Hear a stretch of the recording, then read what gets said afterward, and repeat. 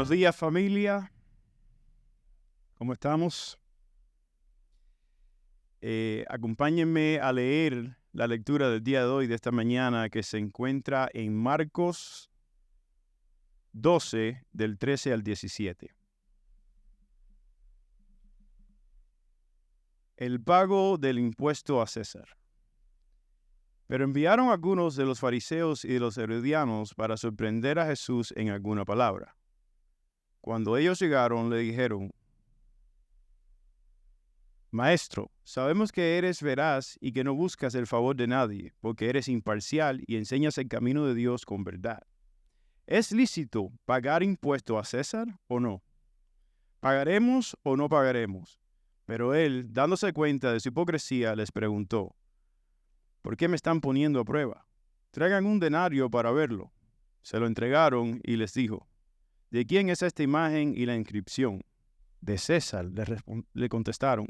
Entonces Jesús les dijo: Den a César lo que es de César y a Dios lo que es de Dios. Y se maravillaban de él. Honestamente, familia, acompáñame a orar. Padre Dios, qué gran verdad la que acabamos de escuchar, Dios, ya que tú nos recuerdas en tu palabra que tú lo gobiernas absolutamente todo, incluyendo a cualquier gobierno de esta tierra. Nuestra mirada está en aquel que lo gobierna todo, nuestra esperanza está que no hay nada que escape tu control y nuestra vida es una vida que busca serle fiel a aquella audiencia más importante y es la audiencia que eres tú, Cristo.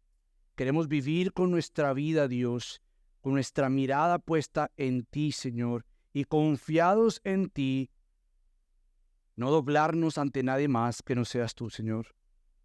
No sea obedecer a alguien por encima de obedecerte a ti. Queremos, Señor, ser discípulos sometidos a ti, con gozo supremo que tenemos al Dios que lo gobierna todo. Así que, Padre, háblanos hoy una vez más por medio de tu palabra, para que nosotros al escucharla, tú nos ayudes por medio de tu Espíritu Santo a vivir lo escuchado. Te lo rogamos, Padre, en el nombre de Cristo Jesús oramos. Amén. ¿Pueden tomar asiento, familia? ¿Cómo se predica cuando uno está muy emocionado? Eso no me lo enseñaron en el seminario. ¿Cómo se predica cuando tú estás viendo a Dios haciendo cosas que tú has estado soñando y orando? Tampoco me lo enseñaron en el seminario, pero hoy lo vamos a ver. Vamos a practicar precisamente que nuestros ojos, nuestra audiencia debe ser Cristo. Ahí es donde nosotros queremos situarnos, mientras que de alguna manera mantenemos nuestra mirada en lo terrenal, en lo que estamos haciendo, pero a la misma vez elevamos nuestra vista a lo que Dios está haciendo. Y esto es lo que de alguna manera quisiéramos aprender en esta mañana. Una de las tareas más importantes para todo creyente es aprender a verse entre estas dos realidades, entre estas dos verdades. ¿Cuáles son? Bueno, por un lado, nosotros somos discípulos del reino de Dios. Eso es lo que nos caracteriza. Como seguidores de Cristo, pertenecientes al reino de Dios, somos discípulos del reino de Dios con nuestra ciudadanía, ¿dónde? En el cielo. Por lo tanto, nosotros somos extranjeros y peregrinos en esta tierra. Pero a la misma vez, si esto es cierto y lo es, también hay otra verdad sobre nuestros hombros, por así decirlo, y es que también nosotros estamos en esta tierra como discípulos de Jesús, haciendo discípulos de, por y para Jesús en todo rincón de esta tierra. Ahora, ¿qué quiero decir con todo esto? Lo que quiero decir con todo esto es que nosotros no podemos vivir en la tierra ignorando la realidad eterna, ignorando el reino de Dios. No simplemente somos ciudadanos de esta tierra, olvidándonos de nuestra ciudadanía celestial. Por más que vivimos aquí, estamos pasando. Entonces no podemos ignorar la realidad de este reino de Dios, en el cual somos parte de, vivimos para el Rey, y olvidarnos de esto mientras que estamos acá.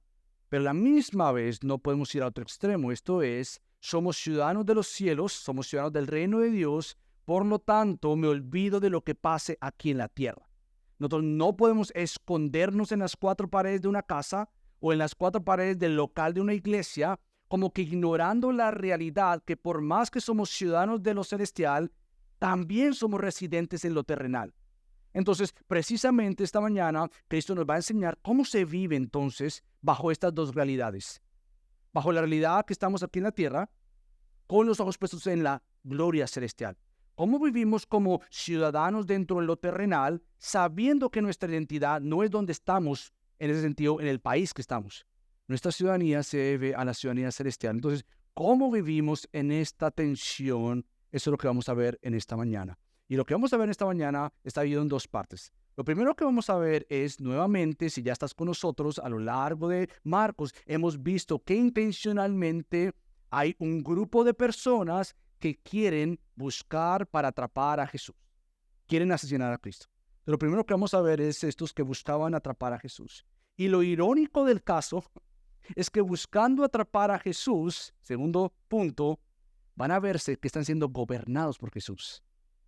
Buscando atrapar a Jesús, terminan maravillados porque precisamente están gobernados por Jesús. Entonces son los dos puntos. Buscando atrapar a Jesús, segundo punto, gobernados por Jesús, mientras que están siendo gobernados por Jesús. Entonces empecemos con lo primero, y es que buscaban atrapar a Jesús.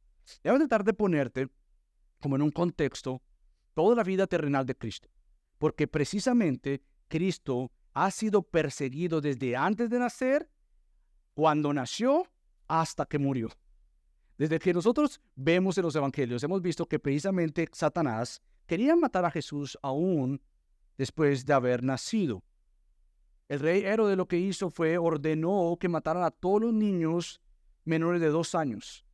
Aún antes de Cristo comenzar su ministerio terrenal, en su bautismo, después del bautismo, es llevado e impulsado por el Señor al desierto. ¿Para qué? Para que fuera tentado por Satanás. Nosotros vimos esto en Marcos capítulo 1, versículo 13, que dice, y estuvo en el desierto 40 días siendo tentado por Satanás, y estaba entre las fieras, y los ángeles le servían. Entonces, estos versículos de cómo Satanás ha estado buscando destruir a Cristo, cómo el mismo rey Herodes quería destruir a los niños buscando destruir a Cristo, cómo estos mismos grupos se han levantado para perseguir a Cristo. Estos versículos nos muestran lo que precisamente John leyó.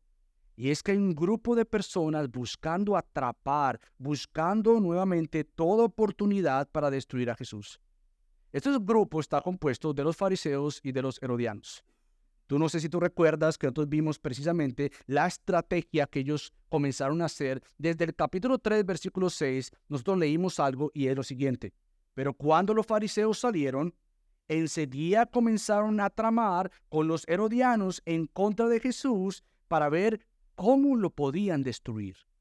Esa era toda su misión cuando Cristo estaba en la tierra. ¿Cómo podemos hacer para buscar a Jesús? No para preguntarle preguntas importantes para que nos enseñe. ¿Cómo vamos a atrapar a Jesús con preguntas que hagan que su carácter sea cuestionado, que sea puesto a prueba, sea tentado para verle caer? Si no, nosotros acabaremos con él. Entonces, estas personas son como un grupo de personas que andaban caminando como con un archivo abierto, buscando a Jesús para ver qué evidencias podían echar en su archivo, de tal manera que si lo atrapaban o lo agarraban en una situación donde se fuera comprometido, estuviera comprometido, podrían atraparlo y decirle, lo hemos agarrado, podemos acabar con este según llamado Cristo. Lo han buscado de diferentes maneras.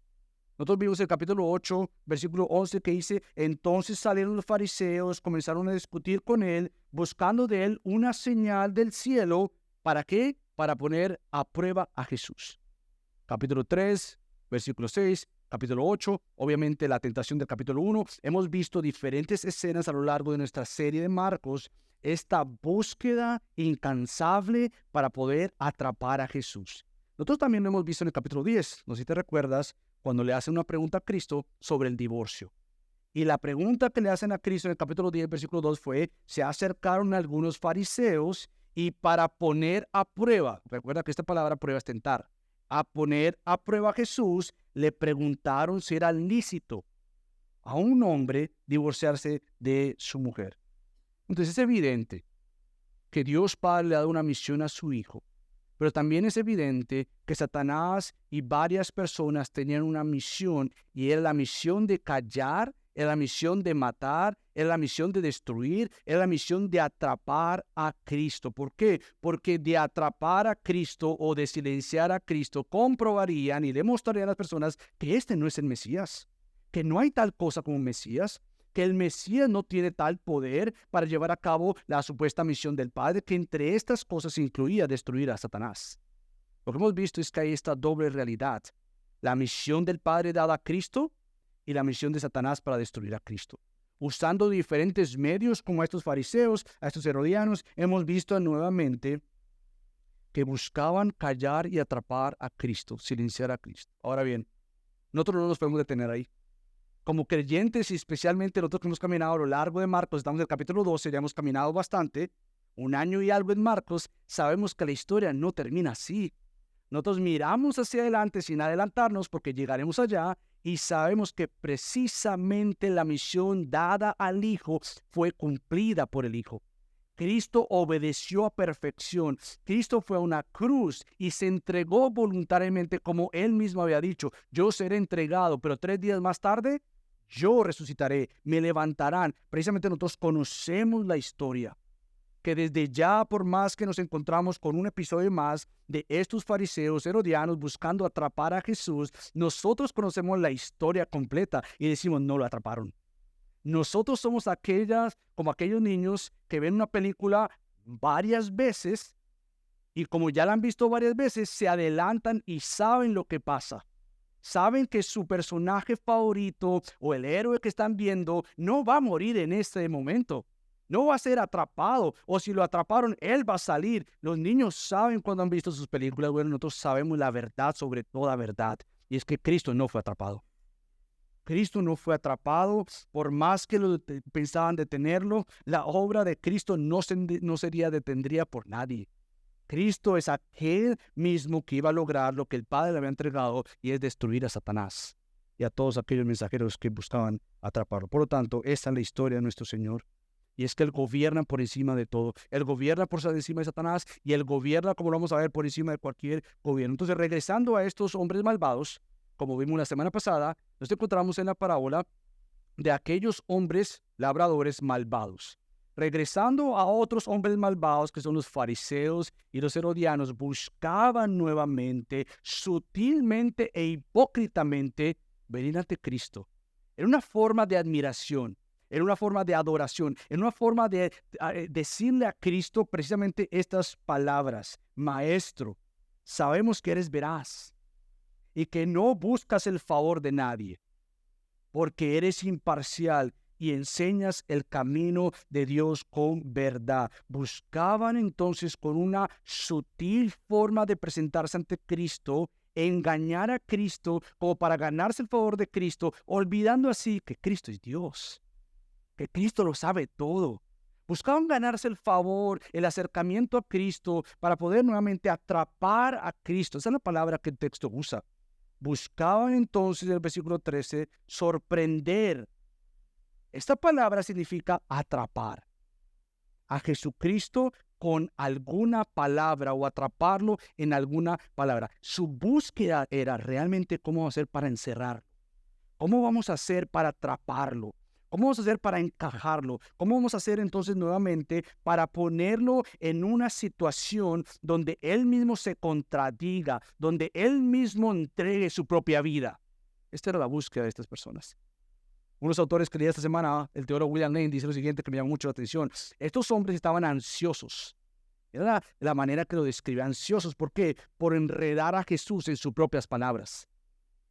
Ellos muy sutilmente, dice él, buscaban saber cómo podían atrapar a Jesús en su palabra, porque en su palabra intuían su pretensión de autoridad absoluta y en consecuencia su carácter amenazador. Si pudieran atraparlo para que hiciera una declaración sin vigilancia, podrían tener éxito en destruirlo. Nuevamente, ellos sabían que las palabras de Cristo hablaban del carácter de Cristo. Si nosotros logramos atrapar a Cristo en la manera que Él responde a una pregunta, lo que estamos haciendo es nuevamente ganarnos terreno en la persona de Cristo. Pero nosotros no podemos hacer otra cosa. Nosotros no dividimos la persona de Cristo. Nosotros sabemos que lo que Cristo es son sus palabras, Cristo es verdadero, sus palabras son verdaderas. Cristo al hablar muestra quién Él es. Cristo al poder explicar, Él está explicando de alguna u otra manera quién Él es. Sus palabras testifican su carácter. Su carácter habla con sus palabras. Entonces, estas personas querían probar todo lo contrario. Querían atrapar a Jesucristo con esta simple pero profunda pregunta. ¿Es lícito pagar impuesto a César o no? Nuevamente su intención era atraparlo. Y su intención era ponerlo en una situación nuevamente donde Cristo al contestar con sus palabras pudiera verse en una situación comprometida, en una situación donde al decir algo tenemos toda autoridad para llevarlo a diferentes lugares y quejaban con esta persona. Entonces esta no es cualquier pregunta. Ya que la respuesta de Cristo a esta pregunta llevaría a Cristo a dos rincones, por así decirlo. Por un lado, si Cristo dijera, mira, no tienes que pagar el impuesto, ahí nuevamente los fariseos se alegrarían, porque eran los religiosos los que odiaban a Roma. Pero si Cristo hubiese dicho, sí tienes que pagar los impuestos, los fariseos se enojarían y los herodianos estarían felices. Entonces nuevamente buscaban desacreditar su carácter y que la gente de alguna manera dudara de quién Cristo es. Si Él dijera, sí, puedes pagar y debes pagar tus impuestos a César, nuevamente la gente que le seguía iba a perder credibilidad en Él. Iba a perder aquello que ya habían visto en Cristo. Entonces la pregunta aquí era, o lo ponemos contra la gente o lo ponemos contra los romanos. La pregunta nuevamente, como lo explica Lane, de hecho la pregunta no era sincera. Su objeto era forzar a Jesús a una posición comprometida, ya sea teológica o políticamente. Una respuesta afirmativa, es decir, sí, tiene que pagar sus impuestos a César, lo que haría era desacreditaría a Jesucristo delante de los ojos del pueblo, para que el impuesto nuevamente fuera pagado. Porque el impuesto para el pueblo era una muestra odiosa contra la sujeción a Roma. Por otro lado, si Cristo hubiese dicho no tiene que pagar sus impuestos a César, provocaría represalias por parte de las autoridades romanas. Nuevamente, la pregunta misma estaba esperando el momento para que estos mismos que estaban haciendo la pregunta pudieran responder fuertemente con un grito, te atrapamos. Cualquier respuesta que nos des, estamos buscando atraparte y llevarte a otro lugar para poder acabar con tu vida. Pero nuevamente, escucha esto, nadie puede atrapar a Jesús. Absolutamente nadie. Nadie puede hacerle pecar a Jesucristo. Nadie puede probarlo para verlo derrotado en pecado. Nadie puede burlarse de él, ni mucho menos enredarlo con su hipocresía. Absolutamente nadie. Y precisamente la respuesta de Cristo en el versículo 15b, o en la segunda parte del versículo 15, nos va a mostrar que cualquier intento de las personas para gobernar y atrapar a Jesús siempre va a ser contestado con el gobierno y la autoridad de Jesús. Nadie tiene autoridad sobre Cristo. Y eso es lo que Cristo precisamente va a hacer, porque nosotros por gracia tenemos este gran Salvador. Tenemos aquel gran Salvador que nos recuerda que Él lo gobierna absolutamente todo. Entonces, con esto en mente, veremos la respuesta de Jesús. Porque lo que Cristo hace ya en el versículo 15b, cuando la pregunta es, ¿pagaremos o no pagaremos? Cristo responde diciendo, les preguntó, pero dándose cuenta de su hipocresía, les preguntó, ¿por qué me están poniendo a prueba? Es decir, Cristo sabía la razón detrás de la pregunta. Cristo conocía muy bien los corazones de esos individuos que buscaban de una u otra forma atraparlo a Él, agarrarlo en una situación comprometedora para precisamente tener o autoridad con Cristo, nadie tiene autoridad sobre Cristo, o llevarlo a las autoridades para que acabaran con su vida. Por lo tanto, Cristo le responde de una vez, hipócritas. ¿Por qué soy hipócritas? Porque me están poniendo a prueba. Ahora, poner a prueba a Cristo, como lo acabo de explicar, es una burla a Jesús. Es levantarse contra Jesús, es rebelarse contra el Creador, es pisotear el nombre del Señor, es un acto de necedad y traerá el juicio de Cristo, como lo veremos más adelante con estas mismas personas. Entonces, precisamente lo que Cristo hace de forma sabia e inteligente, como el único soberano salvador que Él es responder a su pregunta con la misma respuesta que ellos sabían que tenían que dar, no Cristo. Creo que Cristo hace la lógica de la conversación. Bueno, Cristo les dice, pero dicen, hipócritas, bueno, ustedes saben lo que tienen que hacer, por tanto, denme una moneda, tráiganme una moneda, un denario. Los que estaban, los estudiosos de este texto dicen que era tanto así el odio de los fariseos para con estas monedas, como vamos a ver, era un acto de idolatría, pero era tanto el odio así que en ese tiempo no se acostumbraban ni siquiera a llevarse las monedas de los bolsillos. Nadie podía llevar monedas si era un fariseo, un seguidor de la ley. Sin embargo, Cristo lo que hace es traigan un denario. Ahora, ¿por qué hay tanto enojo, rechazo para con estas monedas? Bueno, déjame explicarte lo que era un denario. El denario de Tiberio retrataba al emperador como el hijo semidivino del dios Augusto. Había una imagen ahí y la diosa Livia y llevaba la siguiente inscripción: Tiberio, César Augusto, hijo del divino Augusto por un lado, y por el otro lado decía el más grande pontífice.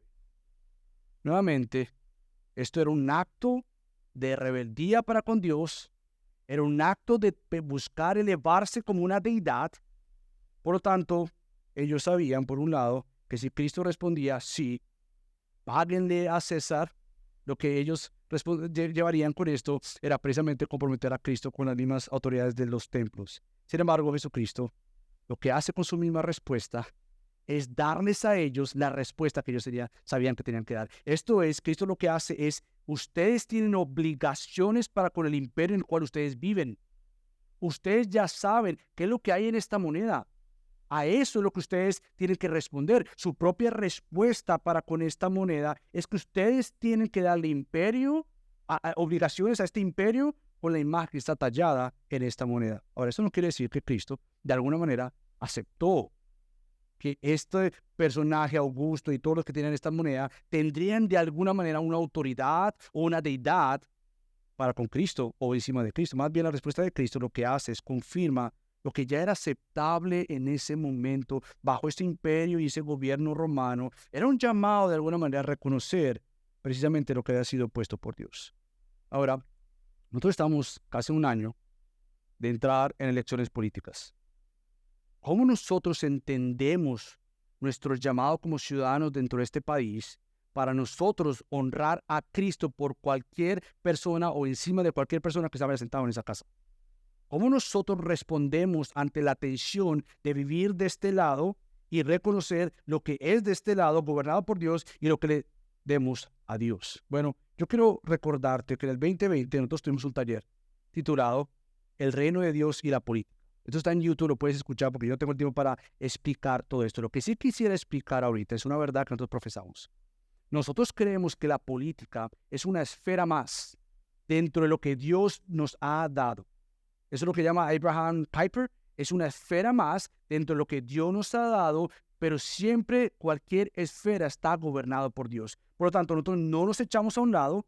Nosotros lo que tenemos que ser como ciudadanos de esta tierra es buscar ser responsables, vivir sabiamente y buscar de tal manera que lo que gobierne nuestra cosmovisión, nuestra manera de pensar, sea la palabra de Dios.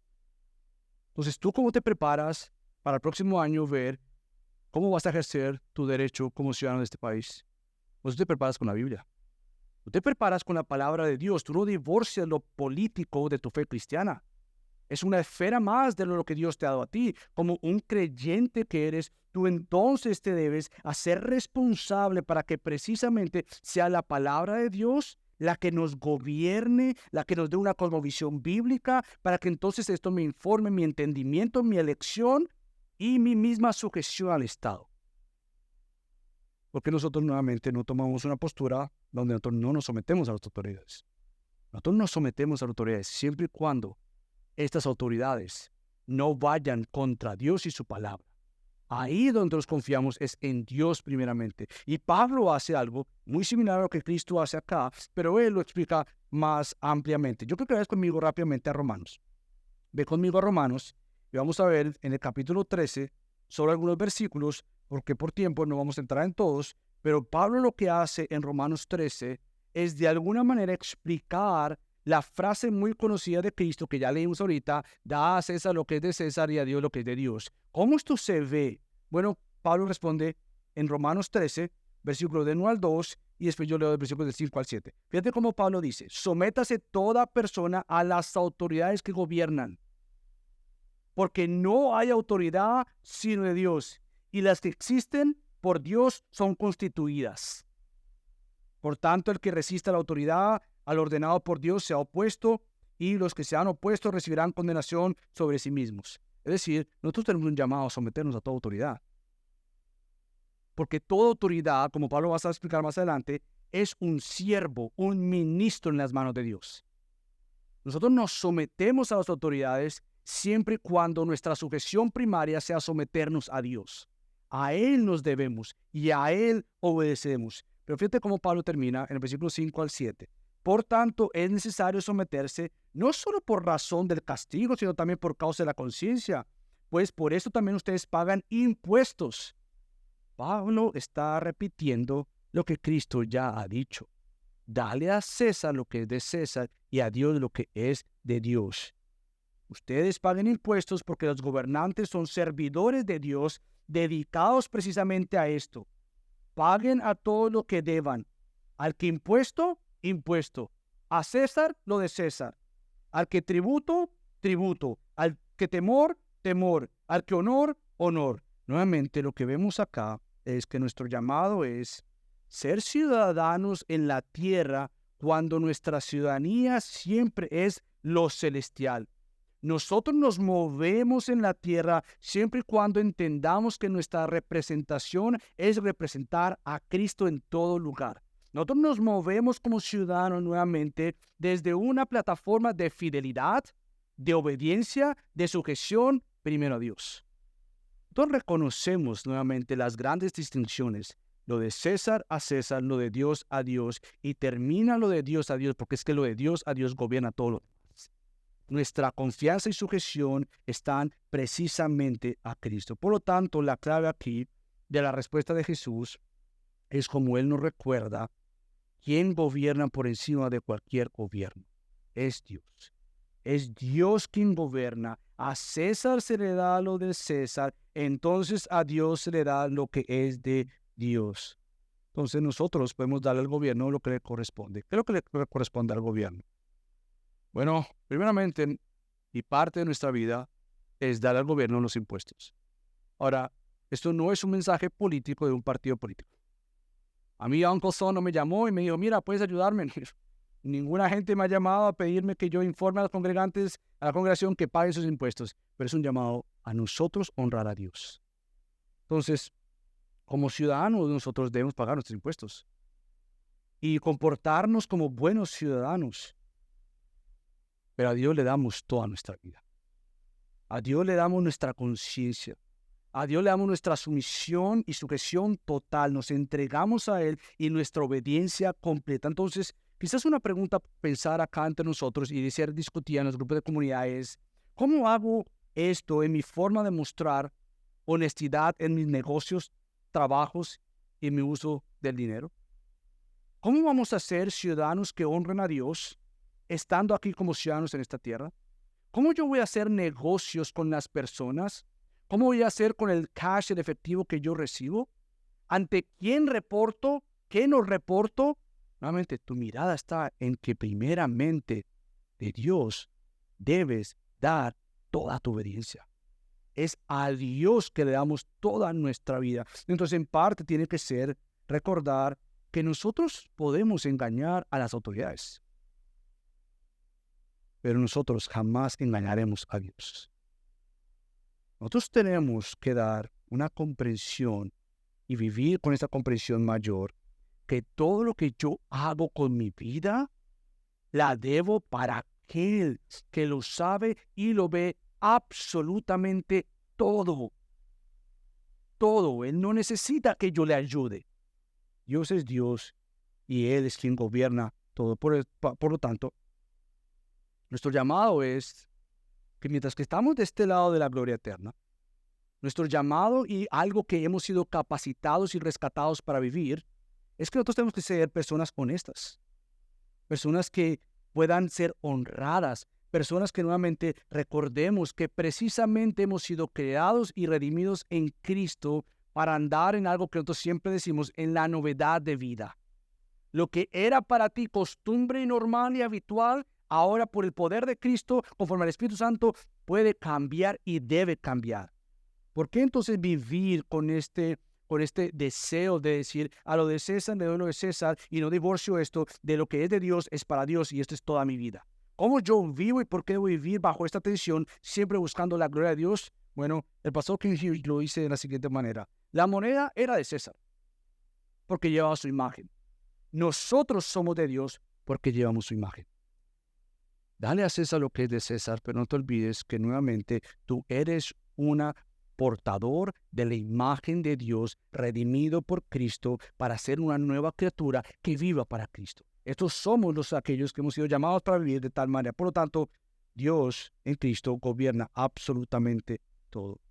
De negar esta autoridad para con Cristo, de no someterse a la autoridad de Cristo para vivir para Cristo nuevamente, Cristo será rechazado, rechazaremos su señorío, rechazaremos que precisamente Él es el creador de todo, que Él es quien gobierna todo, que Él ha hecho todo para Él. Hemos estado cantando esto y precisamente con esto nosotros somos aquellos creyentes, discípulos de Cristo, que ven la supremacía de Dios sobre todo asunto terrenal y sobre todo asunto de mi vida. Cristo es supremo sobre todo y me debo a Él en toda área de mi vida. A lo de César, pero a mi Dios, todo lo que le corresponde a mi Dios. ¿Cómo vivo para esto? Bueno, yo creo que ahora vayas conmigo a Colosenses. Yo creo que vayas conmigo a Colosenses 1, precisamente porque tenemos que entender que todo lo que es de Cristo es para Cristo y todo le corresponde a Cristo, porque Él es el creador. Fíjate cómo dice Pablo en Colosenses 1, del 16 al 18. Fíjate lo que dice acá. Dice, porque en Él fueron creadas todas las cosas, tanto en los cielos como en la tierra, visibles e invisibles, ya sean tronos o dominios, gobiernos, lo que sea, poderes o autoridades. Todo ha sido creado por medio de Él y para Él. Y Él es antes de todas las cosas y en Él todas las cosas permanecen. Él es también la cabeza del cuerpo, que es la iglesia. Él es el principio, el primogénito entre los muertos, a fin de que Él tenga en todo la primacía. Nosotros nuevamente buscamos darle gloria a aquel que lo gobierna todo. Nosotros, al igual de Cristo, respondemos nuevamente, sí, tú tienes que vivir de cierta manera bajo estos cielos, porque tu mirada y tu vida está por encima de los cielos. Tú tienes que vivir de cierta manera que busque agradar a Cristo con las fuerzas de Cristo, porque precisamente nosotros tenemos aquel que dio su vida por nosotros. El texto termina con esta forma irónica de aquellos que buscaban atrapar a Cristo. ¿Sabes cómo termina el texto? Entonces Jesús les dijo, den a César lo que es de César y a Dios lo que es de Dios. Y se maravillaban de él. Buscando atrapar a Jesús, terminan confesando que Cristo es glorioso, que Cristo no es gobernado por nadie. Se maravillan, no una forma de adoración, de arrepentimiento, pero termina el texto de esta manera diciendo, busca atrapar a Jesús y terminarás recordando que nadie atrapa a Jesús. Nadie lo atrapa a Él. Él es el único perfecto que no se dio a la hipocresía de estas personas. Él es el perfecto y sin pecado. Cristo no se dio porque precisamente tú y yo necesitábamos uno que no fuera atrapado. Y este es Cristo. Tú y yo hemos sido atrapados en el pecado.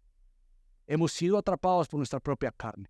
Hemos sido atrapados por las tentaciones vanas del mundo de Satanás. Hemos sido atrapados, pero por lo tanto se necesitaba de uno que no fuese atrapado, que gobernara todo para librarte, para darte vida y vida en abundancia. Precisamente el autor de Hebreos dice, por tanto, tenía que ser hecho semejante a sus hermanos en todo, a fin de que llegara a ser un sumo sacerdote misericordioso y fiel en las cosas que a Dios atañen, para hacer propiciación por los pecados del pueblo.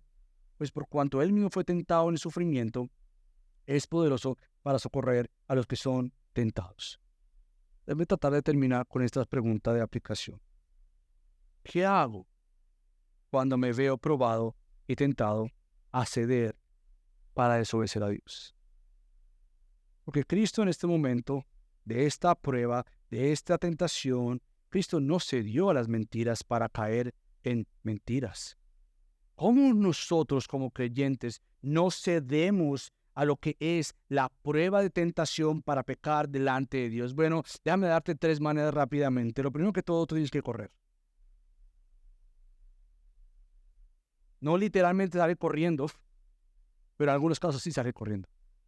Correr para escoger lo mejor. Esto es, no tenemos que correr para escoger lo mejor y la obediencia a Dios. Pero cuando vengan oportunidades de tú medio hacer pequeñas mentiritas, como le llamamos, tienes que correr a Dios.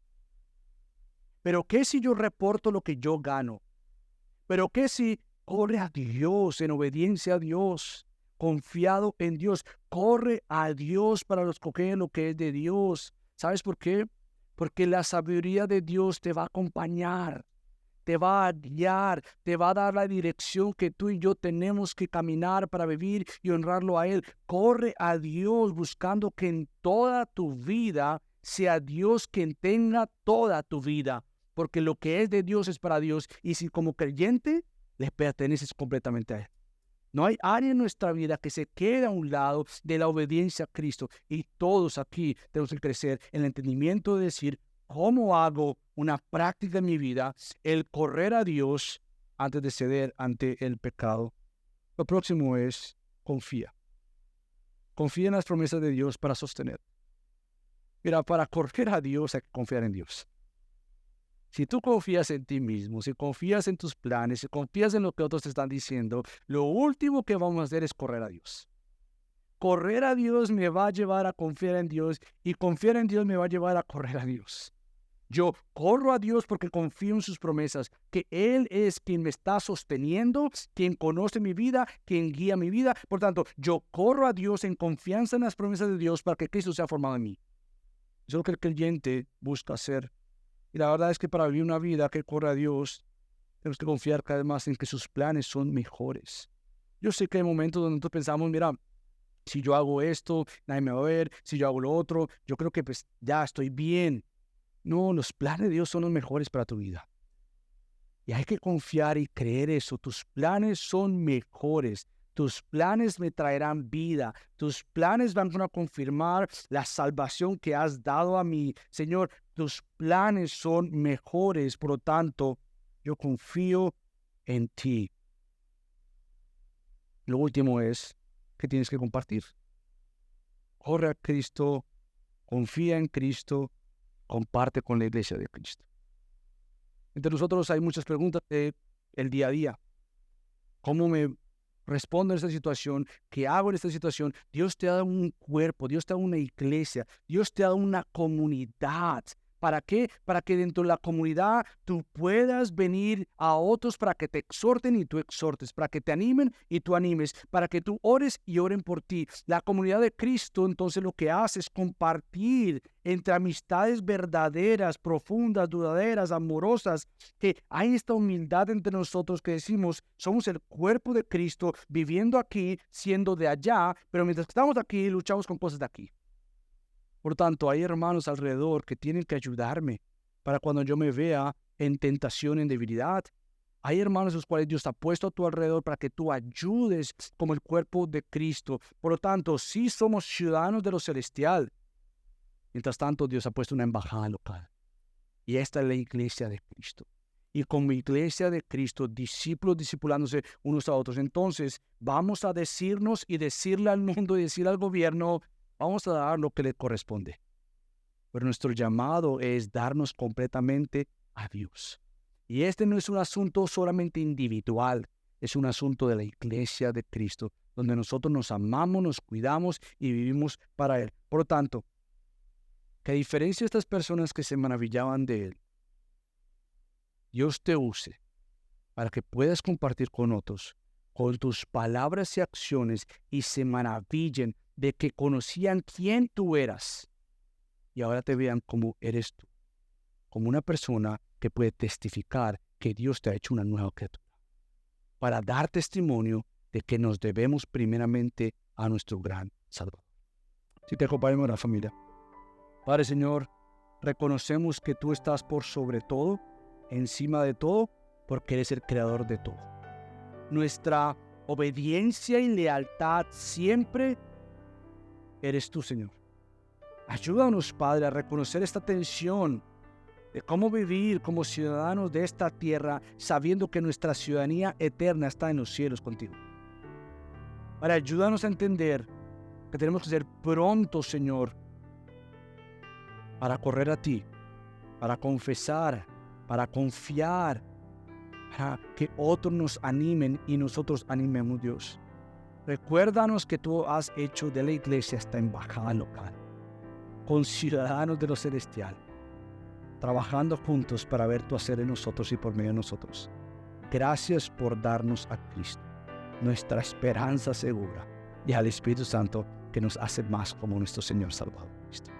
En el nombre de Cristo Jesús oramos. Amén.